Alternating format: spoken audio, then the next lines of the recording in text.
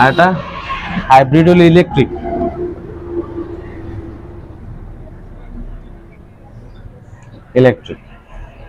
Diesel, petrol, diesel, gas, octane, LPG, electric যা আছে সব একই জিনিস।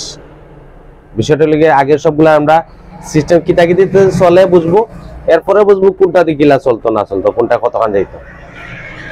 2 নম্বর হইল গিয়া মোবিল, এটা হইল গিয়া ইঞ্জিন অয়েল, এটা আসলে অয়েলের নাম হলো ইঞ্জিন অয়েল। 3 নম্বর হইল গিয়ার অয়েল। 4 আটা কিতা পাওয়ার অয়েল। বুঝা যায় মনে হয় লেখা না নেই? আচ্ছা চলবো ইনশাল্লাহ। না এটা হইলো ব্রেক অয়েল।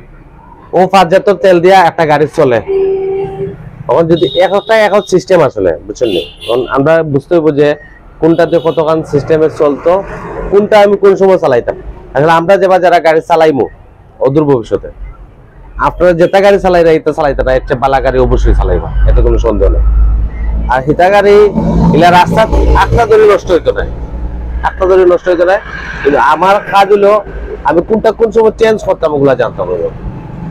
আর বড় বড় কাজ যাইব তা আসলে ইঞ্জিনিয়ারে করব, আর এগুলা যেগুলা বড় বড় কাজ আইব আবার আগে গাড়িয়ে বুঝাইবো যে আমার ও সমস্যা হইব, এর ড্যাশবোর্ডে বাতির সাহায্যে।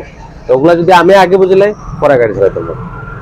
ওই কিন্তু কইতে পারবো না এখন মানুষ যে যদি জিকা ওখান যে এটা গাড়ি চালাইতে মানে চালাইতে গেলে জ্বালানি হিসাবে কিতা কিতা তেল ব্যবহার হয়, এখন তো কইতে পারবো আমরা ইনশাল্লাহ। অনেক ধরনের তেল, diesel, petrol, diesel, octane, gas, তারপরে এলপিজি, ইলেকট্রিক। ও সাইডটাতে ইলেকট্রিক যে গাড়ি যেগুলো চলে এই গাড়িগুলো হইল গিয়ে হাইব্রিড কার, হাইব্রিড ও মনে হয় নাকি তা হাইব্রিড কার হইল গিয়ে ইলেকট্রিক এই গাড়িতে চলে।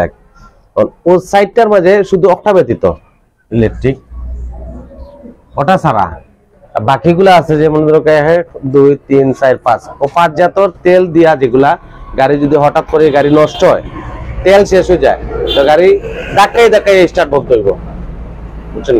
মোটরসাইকেল চালাইনি কে চালাইন? ভাইয়া চালাইন, আপনার চালাইন, আপনার চালাইনি, ঠান্ডা লাগেনি ভাই? এগুলা যদি হয় তেলের কারণে যদি গাড়ি কোনো সময় স্টার্ট বন্ধ হয়, তাইলে গাড়ি ধাক্কাই স্টার্ট বন্ধ হইব। মোটরসাইকেল তেল যদি শেষ হয়ে যায় তো ধাক্কা দিয়া